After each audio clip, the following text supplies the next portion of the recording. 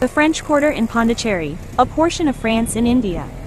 A portion of France still exists in India in the French Quarter in Pondicherry, which has a history of being acquired and colonized by the French East India Company to set up a trading center. Pondicherry had been passed on to multiple colonial powers of Dutch, Portuguese, English, but predominantly French. Even now there's a huge French influence in the French colony of Pondicherry, now a union territory of India.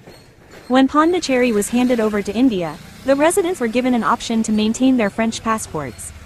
The residents, Indians and non-Indians originally, in Pondicherry are French citizens. The streets have retained their French names, the residents speak French, there are restaurants and cafes serving French food with menus in French language, the villas and French architectural styles prevail. Lately I've been obsessed with exploring different architectural houses in India.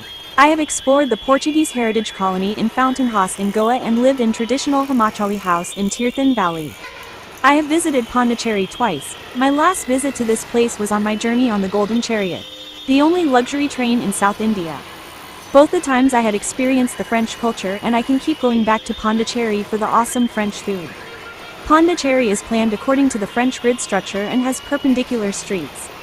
The French Quarter lies on one side of the canal that separates the town from the Indian Quarter.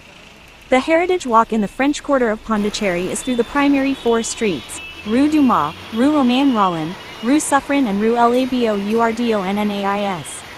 The best way to soak in the French culture is to explore these streets on foot.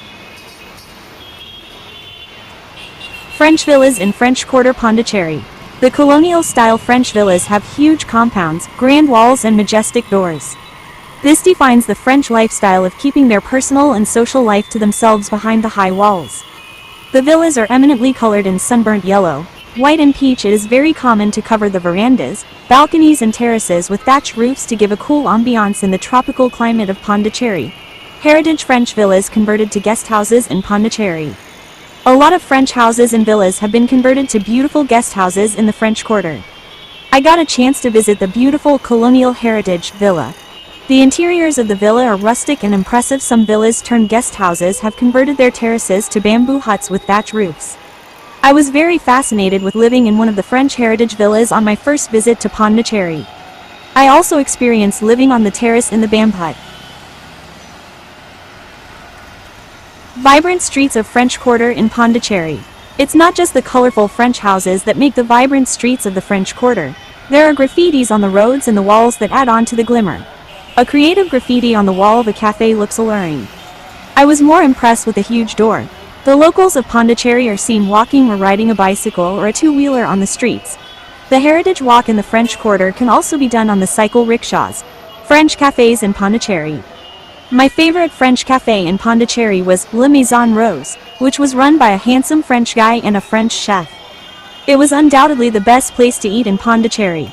I had the second best New York cheesecake of my life and the best guava compote at La Maison Rose. I was dying to get back to this place, but unfortunately on my last visit here, in November 2023, I saw it was closed permanently. There are many French cafes in Pondicherry that serve excellent and creative crepes and other dishes. I was recommended Baker Street Bakery for my breakfast in Pondicherry by the owner of the French villa I lived in. I couldn't resist ordering everything interesting I could spot on the menu: baguettes, croissants, cheesecakes and pies. The Église de Notre Dame des Anges, the Church or Our Lady of Angels in French Quarter, Pondicherry. The Église de Notre Dame des Anges, the Church of Our Lady of Angels, beautifully stands in pink color in Rue du Mât. The promenade beach sums up the French heritage town, giving a closer resemblance to France. The promenade beach has a long beachfront and is ideal spot for morning and evening walks. Matre Mandir in Auroville. Matre Mandir in Auroville is open only to serious meditators who need to take permissions a day prior to meditate here.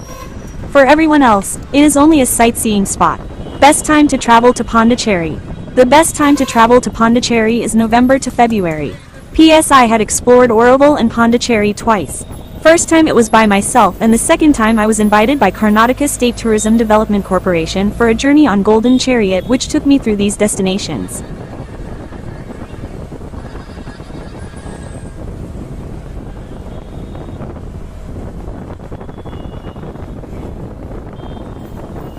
French, Pondicherry. French pronunciation, P.